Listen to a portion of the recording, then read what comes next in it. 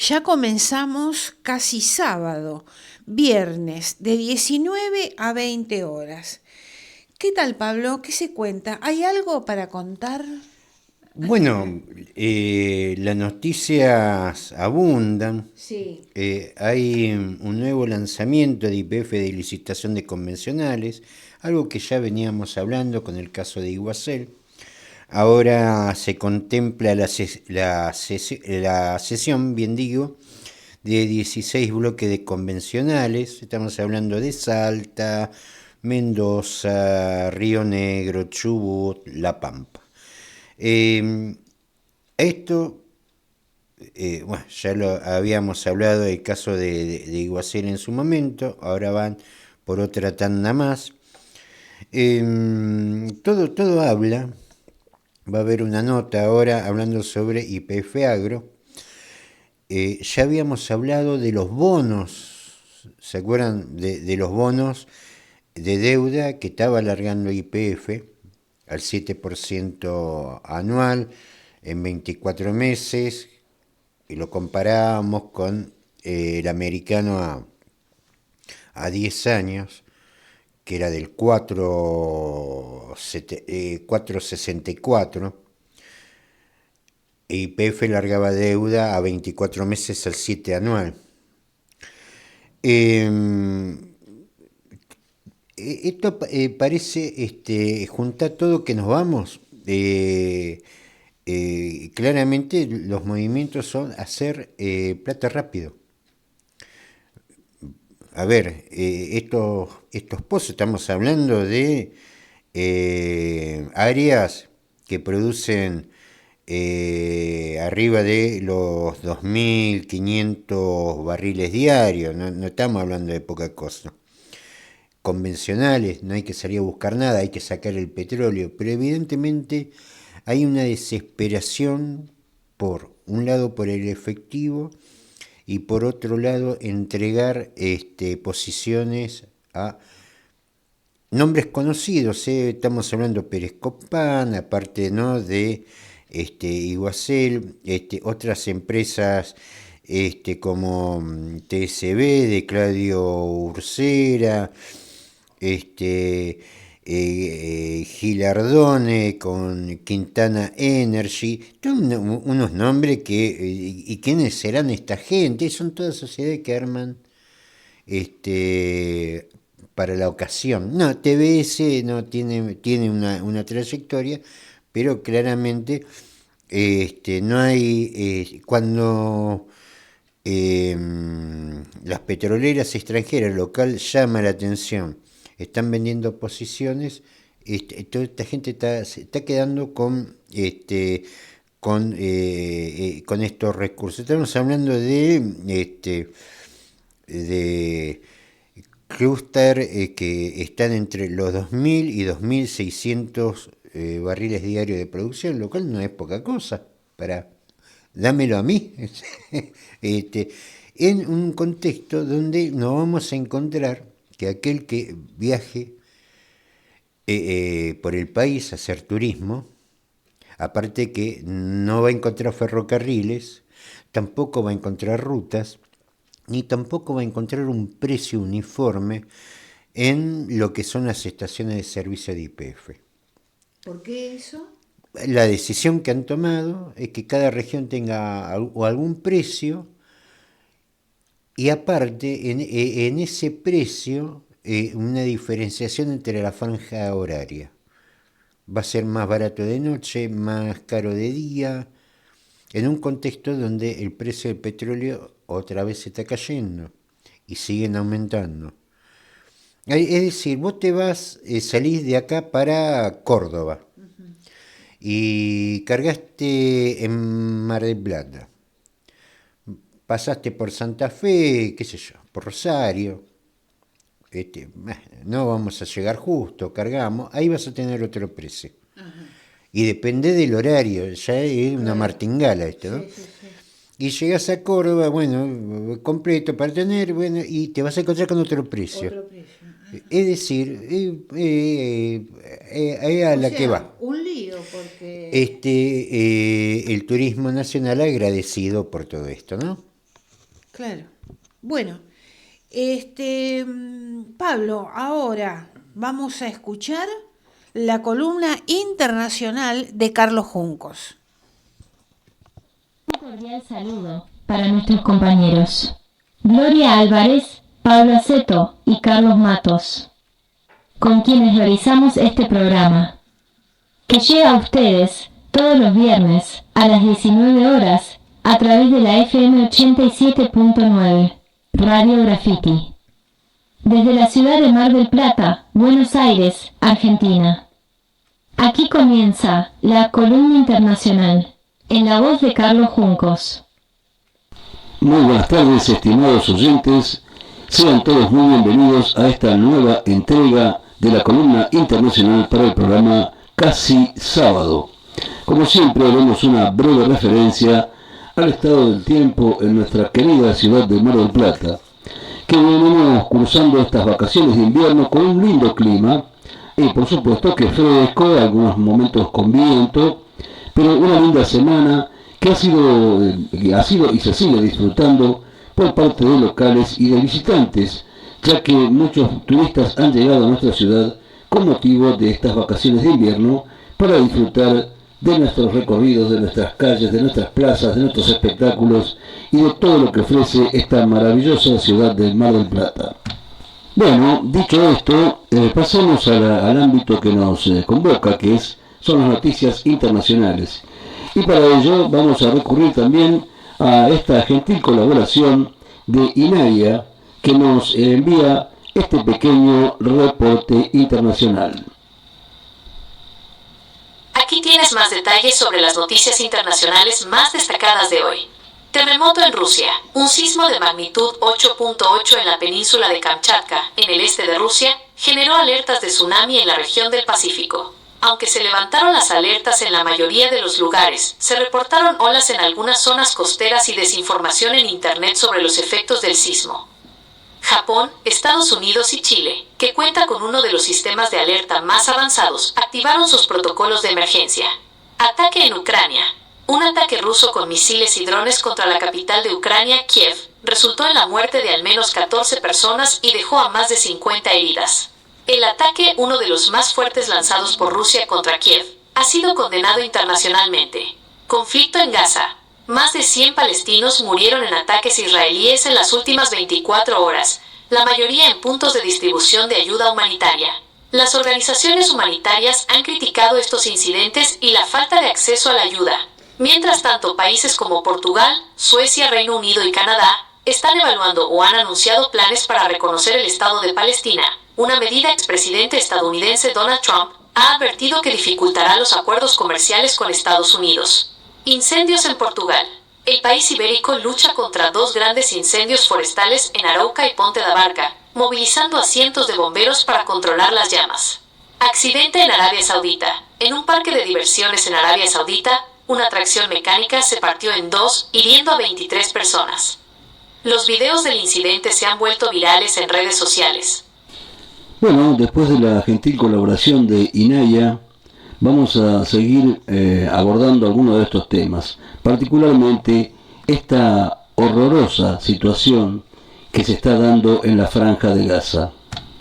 Desde la Segunda Guerra Mundial no ha habido ningún caso de hambruna tan minuciosamente diseñada y controlada como la de Gaza. Estas son las palabras del experto en hambrunas, Alex Wall.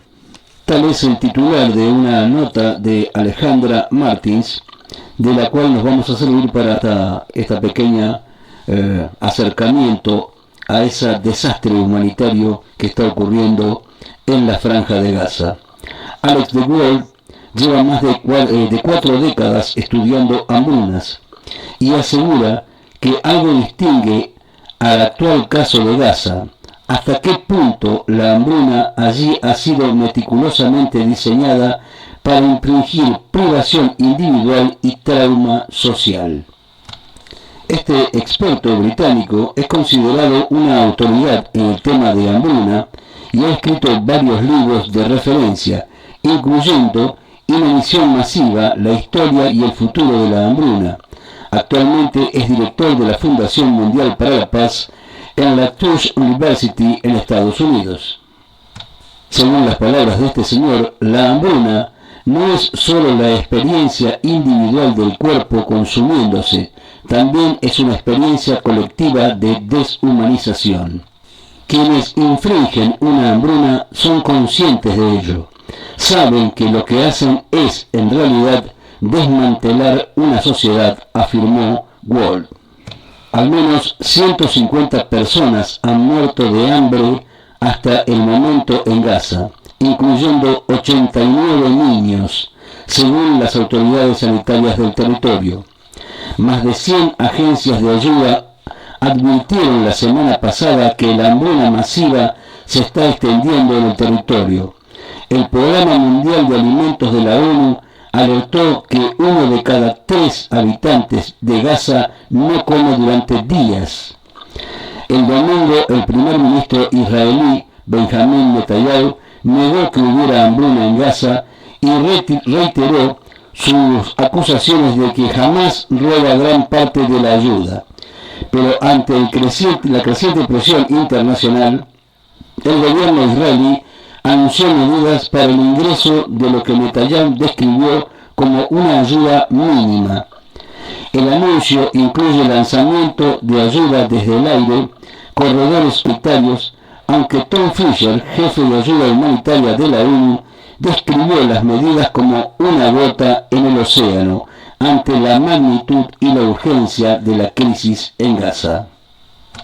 Días atrás, miles de personas salieron a las calles de Tel Aviv para protestar contra lo que está ocurriendo en la franja. Naciones Unidas informó la semana pasada que más de 1000 personas murieron en ataques israelíes desde fines de mayo, cuando buscaban ayuda alimentaria en puestos de la controvertida Fundación Humanitaria de Gaza.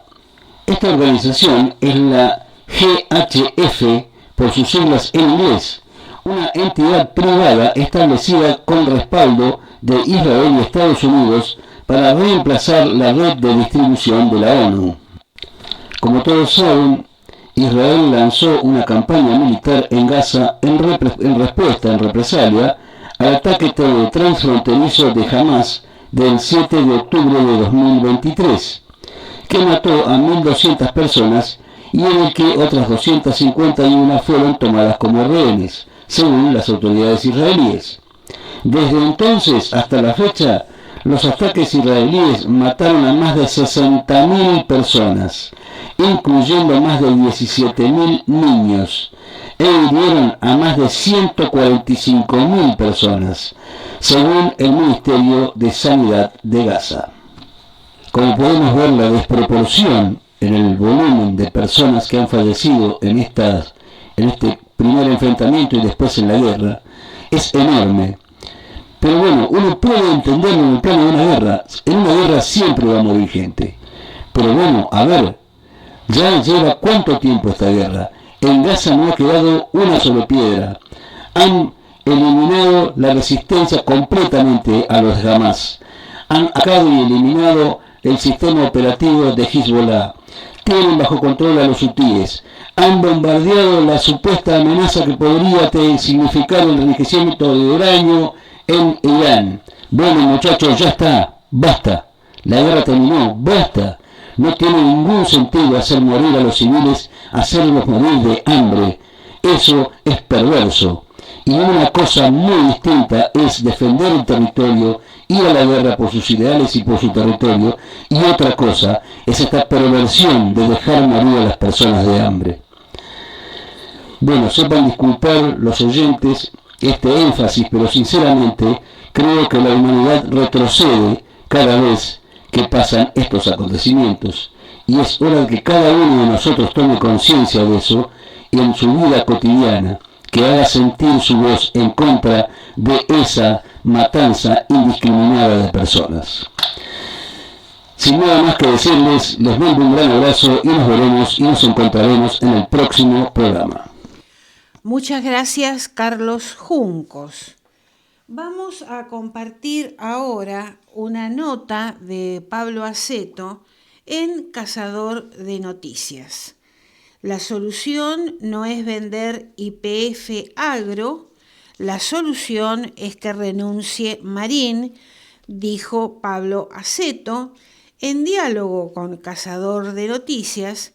El dirigente del Partido Socialista Auténtico Mar del Plata-Batán en Unidad Socialista cuestionó que a mediados de julio Horacio Daniel Marín, quien ejerció como presidente de exploración y producción de Tecpetrol del grupo Techin al mando de YPF, declaró que quiere vender la mitad de uno de los más importantes activos, que es YPF Agro, una empresa del 2001 que tiene un significativo protagonismo en la producción argentina. Entre las características que la distinguen es, por ejemplo, el canje de combustibles y aceites por granos en un apoyo directo hacia el productor, que evita de esa forma caer en préstamos leoninos que afectarían profundamente su capital. YPF es el 9º exportador de granos en la Argentina, gracias a esta forma de transacción. Además, la salida de YPF del negocio agropecuario podría afectar a los proveedores y distribuidores que dependen de la empresa, así como reducir la competencia en el sector. Marín argumenta para ofrecer el 50% de la participación accionaria y la gestión de YPF Agro a un actor del sector agroindustrial, seleccionado a través de una licitación privada, que YPF no tiene el conocimiento técnico necesario para gestionar eficientemente YPF Agro, lo que justifica la búsqueda de un socio. Y en el mejor de los casos, desconoce por ignorancia supina que hay más de 6.000 productos derivados del petróleo, desde productos cotidianos como plásticos y combustibles, hasta productos especializados como lubricantes y productos químicos.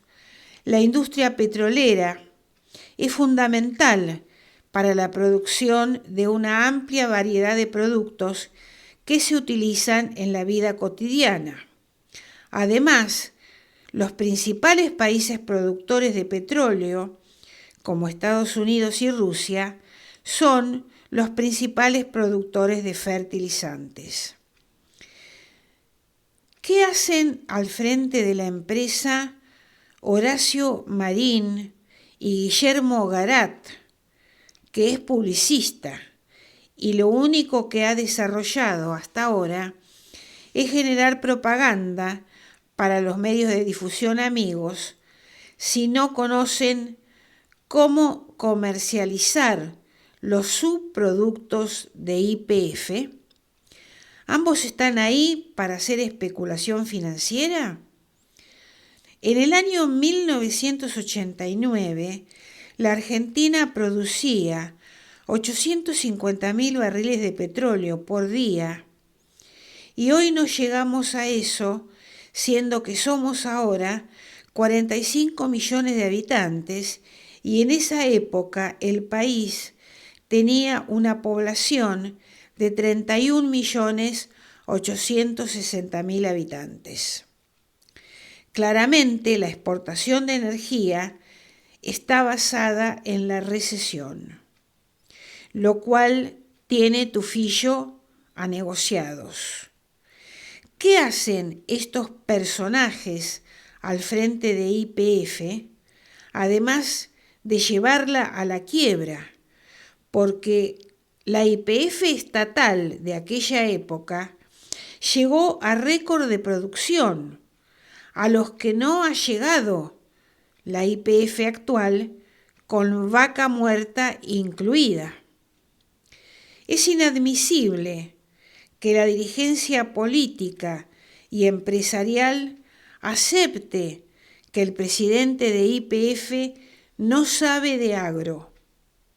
Y si no conoce el negocio que maneja, no está a la altura de una empresa petrolera. La solución no es vender YPF agro.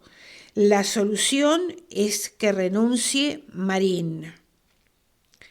Bien, si querés leer la nota de Pablo Aceto, lo podés hacer en Cazador de Noticias. Muy bien, Pablo, seguimos ahora. Bueno, vamos a escuchar la columna de Carlos Matos.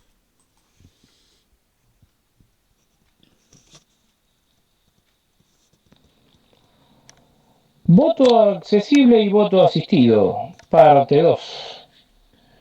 Nuevamente casi sábado. ¿Cómo están?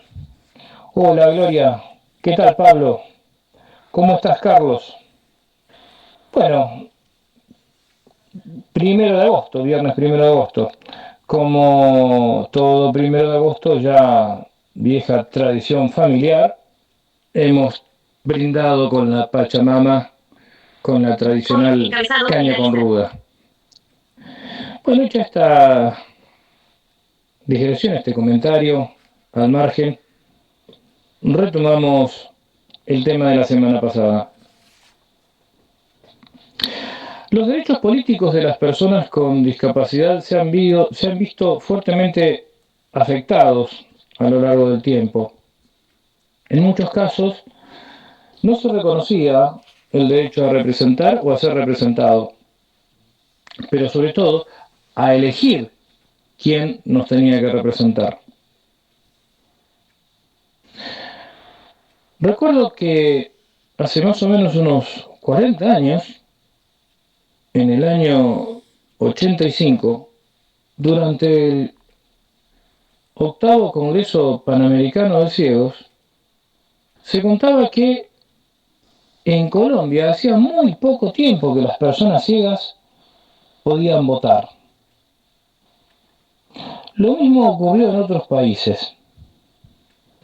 En Argentina no tuvimos en general ese inconveniente en cuanto al ejercicio del derecho o a la garantía del ejercicio del derecho, sino que los problemas fueron más bien instrumentales, como lo contaba la semana pasada. Al principio una persona ciega podía entrar a votar, debía hacerlo con las autoridades de mesa, quienes le explicaban al elector ciego cuáles eran las boletas y dónde estaban, pero después esto empezó a complicarse por la diversidad de boletas y la cantidad de boletas sobre todo. Entonces, en la práctica, ¿qué es lo que hacíamos las personas ciegas? Bueno, recorríamos los locales partidarios, íbamos con la boleta que pensábamos depositar. En caso de hacer el llamado corte de boleta, lo hacíamos en nuestro domicilio, llevábamos eso armado y lo metíamos en el sobre. A veces aceptábamos que viniera el presidente de mesa con los fiscales, nos dijeran todo lo que tenían por protocolo decir, y cuando se retiraban sacábamos del bolsillo el voto y lo colocábamos dentro del sobre. Bueno, esto se solucionó en cierto modo en cuanto al acto eleccionario a través del voto asistido, es decir, poder concurrir con algún familiar, algún amigo, alguna amiga, alguien de nuestra confianza para poder emitir el voto. Tal como lo contábamos el viernes pasado. Hay una pregunta flotando y siempre que tenemos la oportunidad de dar algún taller de capacitación para quienes van a ser autoridades de mesa nos preguntan, bueno, pero ¿y si la persona que ustedes designan no les da la boleta que piden o marcan otra cosa que no es lo que ustedes quieren, bueno, el mismo riesgo se podría correr con alguna otra persona ajena. La respuesta es la siguiente: uno sabe con quién está o a quién designa. Y la autoridad de mesa, las autoridades de mesa, presidente y fiscales, no dejan de ser personas extrañas. De manera que la respuesta es muy sencilla. El acto eleccionario es personalísimo y uno tiene derecho a designar a la persona que lo va a asistir. Si bien ya hablamos de esto la semana pasada, creímos conveniente retomar el tema en este punto porque la pregunta es reiterada. También dijimos la semana pasada que se dan otros casos donde es más que necesario el voto asistido y que debe contar con absolutas garantías. El caso de una persona cuadripléjica o de alguien que simplemente no puede manipular el sobre y la boleta, aunque pueda haber normalmente. Para poder hacer esa operación, debe hacerlo a través de alguien de su confianza, porque si no estaría cantando el voto. Es decir, no se le puede pedir a la autoridad de mesa, al fiscal o al presidente de mesa, sino que debe ingresar al cuarto oscuro con la persona que lo asista para que pueda realizar el acto propiamente dicho. Hay que recordar que las personas sordas no están impedidas de votar. Sí, yo sé que parece una aclaración demasiado obvia, pero se han dado en el territorio de la República Argentina, en algunos actos eleccionarios, que las autoridades de mesa se han preguntado, sorprendentemente, si las personas sordas pueden votar. La respuesta es que sí pueden votar, sí tienen todo el derecho de votar, tienen los plenos derechos políticos.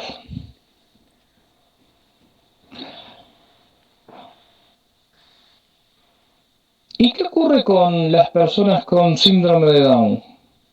Parece increíble tener que aclarar estos temas. También pueden votar, de hecho lo hacen. Y tal como comentáramos hace unos años, el concepto de voto universal debe verse a la luz de la Convención Internacional de los Derechos de las Personas con Discapacidad. ¿Qué quiero decir con esto? Que en nuestro país se cumplió verdaderamente con el voto universal cuando las personas con discapacidad, en este caso una mujer con síndrome de Down, pudo por primera vez emitir su voto. Ahí podemos hablar recién de la universalidad del voto. Se hablaba de sufragio universal a principios del siglo XX, pero realmente votaban únicamente los varones, empadronados, enrolados. Con el voto femenino ya se hablaba de voto universal como si se hubiera completado la, entre comillas, universalidad, pero verdaderamente todavía quedaban personas con discapacidad afuera.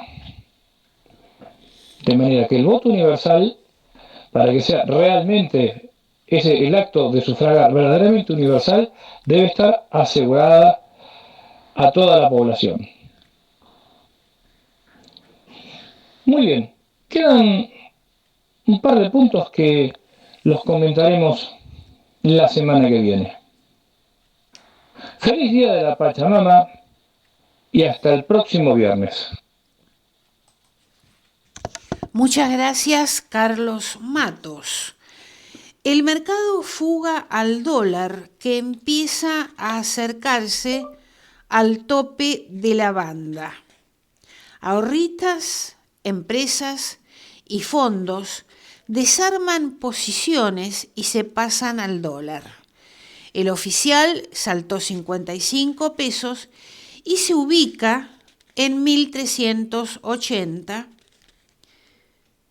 El gobierno de Javier Milei no logra frenar la suba del dólar oficial, que este jueves saltó 55 pesos y se vendía a 1.380 pesos, quedando a menos de 100 pesos del techo de la banda, lo que obligaría al Banco Central a salir a vender dólares que el mercado descuenta que no tiene. El mercado cambiario continúa bajo extrema tensión, pese a las tasas astronómicas que avaló el secretario de Finanzas, Pablo Quirno, en la renovación de deuda del martes. Los casi 3 billones que el gobierno no pudo renovar siguen metiéndole presión al dólar oficial. Fuentes del mercado explicaron que además los ahorristas están desarmando sus inversiones en pesos y comprando dólares por home banking, al mismo tiempo que las empresas y fondos extranjeros están yendo al MEP y al contado con liqui. En el mercado creen que esta tendencia va a seguir al menos hasta las elecciones de octubre. La incertidumbre sobre el plan económico se agravó en los últimos días con el catastrófico desarme de las LEFIs y el descontrol de las tasas. 2 señales muy malas y de desconcierto por parte del equipo económico que lidera Luis Toto Caputo. Una inquietud muy grande que hay en el mercado es qué hará el gobierno si el dólar toca el techo de la banda, que actualmente está en 1.449 pesos. Con el ritmo de suba actual, la semana que viene se tocaría el techo. En base al acuerdo con el Fondo Monetario, el Banco Central debería salir a vender dólares, pero está claro que la entidad no los tiene. La falta de dólares está apretando al gobierno de Milei, que se vio obligado a extender la baja de retenciones. Pero fuentes del sector agropecuario dicen que los productores que todavía retienen granos no tienen ningún apuro en liquidar, debido a que ya cubrieron los costos, vendiendo antes del fin de la rebaja temporal de retenciones. En el campo dicen que es mejor esperar hasta octubre ante una posible devaluación. Esto sumado a que sigue disparado el gasto en turismo exterior y la compra de dólares por parte de personas alcanza niveles récord. Muy bien, Pablo. Vamos a tu columna, que parece que tiene algo que ver con lo que yo acabo de compartir. Dólar campeón. Claro, el dólar campeón se impone a partir del 1 de julio, cuando el ministro Caputo, 700 ejecutivo, defiende la política cambiaria, le hace en un evento de la Universidad Austral, en su escuela de negocios, Summit Yale School, chorreando tilingada, ¿no? El nombre, la verdad, No hay, esto reafirma el concepto de que no hay gente con mayor mal gusto que los tilingos. En el discurso, defendiendo la política cambiaria, Caputo se refiere, pero mejor escuchémoslo a él. Se tiene que devaluar porque está muy barato y demás, y ahora voy a seguir con el tema de la cuenta corriente. Hay una cosa que es muy obvia, que es la que dije recién: el dólar flota. Por lo tanto, a cualquiera que le parezca que está barato, agarrar los pesos y comprar. No te la pierdas, campeón. O sea, tenés... Ahí está, no te la pierdas, campeón. Lo que quedó reflejado en la prensa, Sí. ya, Es esa frase. el dólar campeón. Claro. Estamos en el dólar campeón. Hoy, a ver, esto va a haber que explicarlo. El programa que sale acá los días viernes a la noche, por una cuestión de trabajo. El del miércoles de Prohibido Olvidar no sale tan desfasado porque lo hacemos el martes a la noche, sale el miércoles a la mañana. En este caso lo hacemos el jueves a la noche y sale el programa viernes a la noche. Entonces, no podemos, evidentemente, no sabemos qué es lo que va a pasar el viernes. Es un día. Es todo un día hábil. Claro. Que no sabemos muy bien qué es lo que va a pasar, por eso lo vamos a encarar desde lo más conceptual posible el tema. ¿Cuál es el tema de fondo acá? Ustedes verán, porque crisis hemos vivido, que cuando no tenés inflación, que genera problemas, cuesta ahorrar, cuesta planificar, no ayuda al desarrollo. Pero cuando no tenés inflación, te empobreces más rápido. Nos pasó con Menem, pasó durante la época en los 80 con Martínez de Oz, se ha dado con Menem y se ha repetido ahora. No es que la etapa inflacionaria sea algo para aconsejar, pero lo que estamos viendo claramente que el problema no es cambiario, el problema es otro, que es lo que venimos discutiendo desde varias décadas ya a esta altura. ¿Cuál es el precio del peso? Si usted me dijera cuál es el precio del yuan, y yo le puedo hablar de un PBI enorme. Producen desde inteligencia artificial hasta nos están vendiendo huevos los chinos. ¿Nosotros estamos comprando huevos a China? Sí. Le estamos comprando naranjas a Egipto y cosas así. Pero nosotros tenemos todo eso, Pablo. Bueno, huevo, pero ellos lo tienen más barato. Si usted me pregunta cuál es el precio del rublo, y miren Rusia, tienen petróleo, tienen gas, lo manejan ellos, tienen diamante, tienen oro, producen acero, producen aluminio, son los principales productores de uranio enriquecido, ellos enriquecen su uranio, que alimenta prácticamente todas las usinas atómicas del mundo. Si me habla de Estados Unidos, bueno, ellos tienen una producción tan variada como la que tiene China, como la que tiene Rusia, entonces, o Canadá. Usted vaya a cualquier país de eso y va a ver chimeneas humeantes produciendo cosas. La Argentina,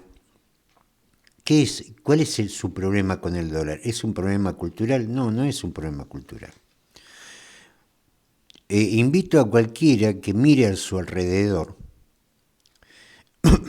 y aquello que es nacional, si encuentra algo de producción nacional y lo analiza con cierta profundidad, va a ver que gran parte de los componentes de eso que es nacional tiene una gran cantidad de componentes importados. Para eso, ¿qué es lo que se precisa? Divisas.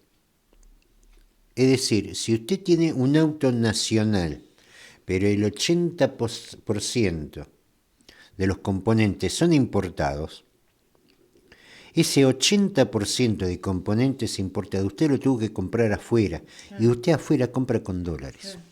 Ahora, miren su alrededor.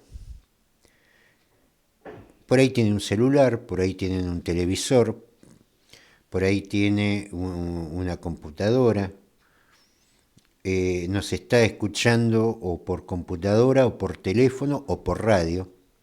Todo eso es importado. China, Estados Unidos, Rusia, qué sé yo, por decir alguno de Italia, Francia, todos producen autos, ahora aparentemente vendrían toda una partida de ventas de autos eléctricos de China, autos convencionales, le compramos a los chinos, le compramos a los norteamericanos. Nosotros compramos autos. ¿Y qué vendemos? ¿Cómo no hacemos de dólares? Vendemos productos primarios a granel. ¿Se entiende cuál es la diferencia? Este es el problema de fondo. Y lo más lindo... No hay industria acá que produzca todo que produzca con valor agregado, no solamente para exportar, sino para no tener que importar. Claro. Y no gastar dólares. Y no gastar dólares. Hasta los bolígrafos traemos de Brasil. Usted compra un paquete de broche de ropa y están hechos en China.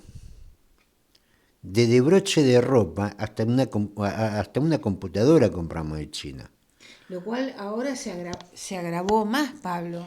Por supuesto, al abrir la importación, viene más barato. No viene más barato, hay que pagar en dólares. Claro. Y los dólares no hay.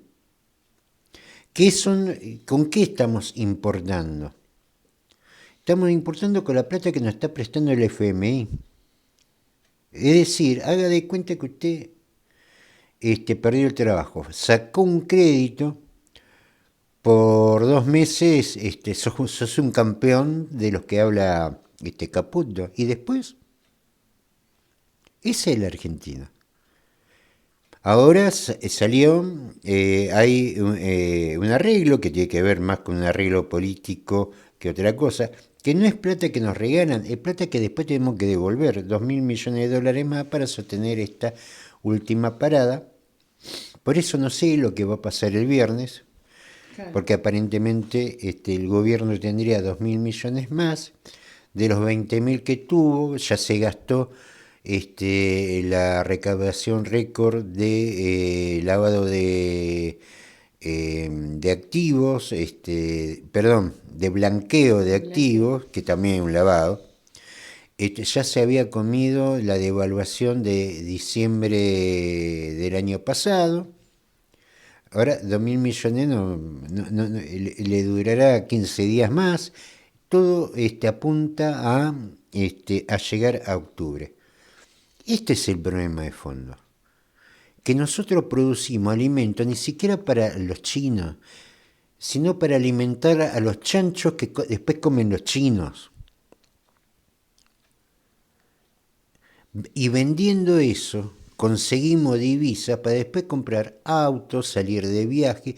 Más vale que eso no va a alcanzar para nadie y vamos a entrar en crisis. Los dólares así no alcanzan. Por supuesto que no. Por eso, cuando no pasa esto, pasa lo otro, la inflación. Porque el problema es el mismo. El problema de Milei y de Alberto Fernández, y podíamos ir para atrás tranquilamente, es el mismo. Lo que pasa es que uno va por el lado de la devaluación y el otro va por el lado de, en vez de emitir pesos, como hacen unos, que son los devaluadores, emiten deuda. Si me dan a elegir, yo prefiero lo que emiten pesos, porque en definitiva vos tenés la máquina de imprimir pesos, pero vos no tenés por el otro lado la máquina de emitir dólares, que es un problema que Estados Unidos tiene resuelto. Estados Unidos tiene un problema de deuda enorme. Paga más de intereses de sus deudas en dólares que lo que gasta en sus fuerzas armadas. Pero ¿cuál es la diferencia? Que Estados Unidos tiene la maquinita para hacer dólares. Ellos imprimen sus dólares. ¿Qué es lo que va a pasar entre un tiempo? No sé. Pero no es la misma situación que la nuestra, porque nosotros no imprimimos dólares. El problema de fondo es ese. Han tomado medidas. No sé si queda mucho tiempo. No queda mucho, Pablo. No queda mucho tiempo. Van hacia un aumento de las tasas de interés. Tasa de interés que usted no lo va a ver en un plazo fijo. Eso se lo están llevando a los bancos, que no se están volcando a los ahorristas, que es una tasa estimada en un 40% mayor que lo que va a ser la inflación.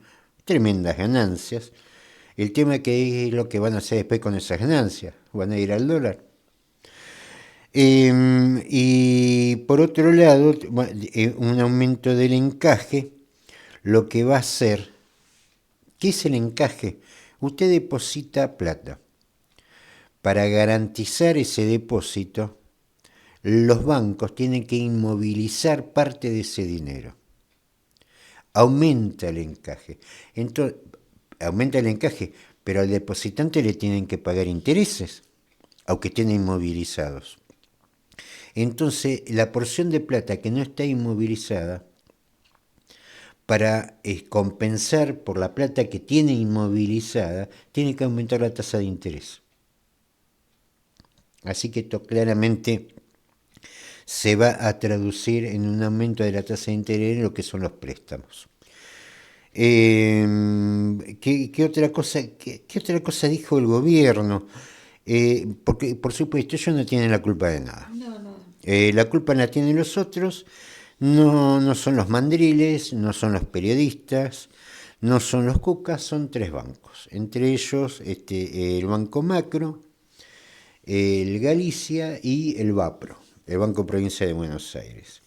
¿Por qué? Porque dicen que tiene un dólar alto y que eso lo quiso disparar. Estos bancos, ¿por qué tienen un dólar alto? Porque no los quieren vender. No quieren vaciarse. Usted cuando no quiere vender algo, ¿qué es lo que hace? Lo pone caro, porque tiene la obligación de tener la puerta abierta. La única traba que tiene es ponerlo alto. Lo pones alto, entonces no lo vendes. Vaya y compre el otro que es barato. Claramente es porque están viendo una crisis vinculada con la política cambiaria. También estos mismos bancos A diferencia de Nación, pues se criticaba al Banco Provincia que no daba crédito hipotecario, cuando todos estábamos viendo que iba a haber crisis de deuda, que la tasa de mora iba a crecer. Vos das crédito y después la gente no te paga, vos después tenés un problema de órdagos. Entonces, entre ellos el BAPRO decidió no ser hipotecario, porque sabía que después no la iba a poder cobrar, porque estaban echando gente, porque no se le aumenta el sueldo, aumenta la inflación, los combustibles en cada lado va a tener un precio distinto y depende a qué hora. Digamos, es una actitud conservadora, podrá gustar, no gustar, es una política conservadora, pero no es que estos bancos salieron a aumentar el precio del dólar, porque de hecho lo podían comprar en otro banco. Claro. Si el Provincia lo tiene caro, anda el Nación que está más barato. Claro. Digamos, no hay un problema en ese sentido. No hay una conspiración de los bancos. No, lo que hay sí hay de los bancos, porque el que tiene que administrar un banco también tiene que fijarse en esas cosas.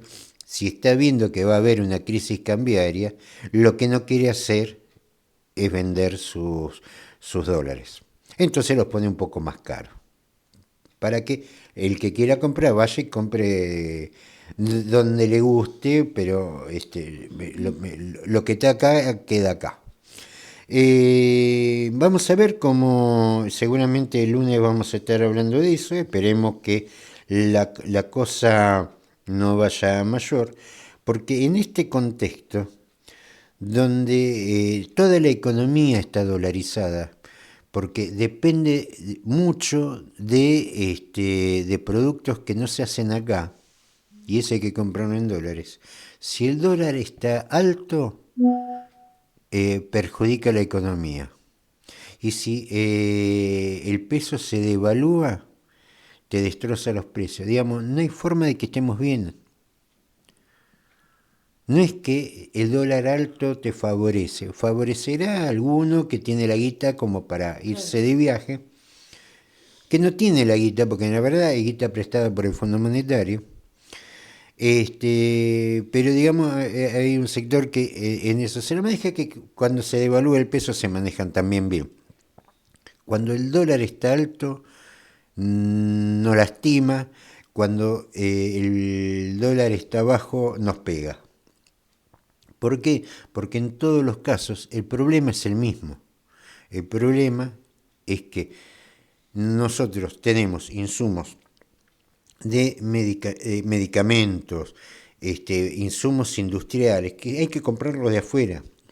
Y siempre tenemos el problema del dólar, que en un caso se soluciona por corto tiempo emitiendo billetes, o por el otro lado emitiendo deuda.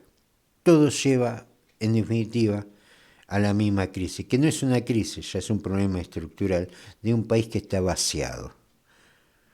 Porque, como hablábamos de los productos norteamericanos, chinos o rusos, esos países controlan sus propios recursos, nosotros no.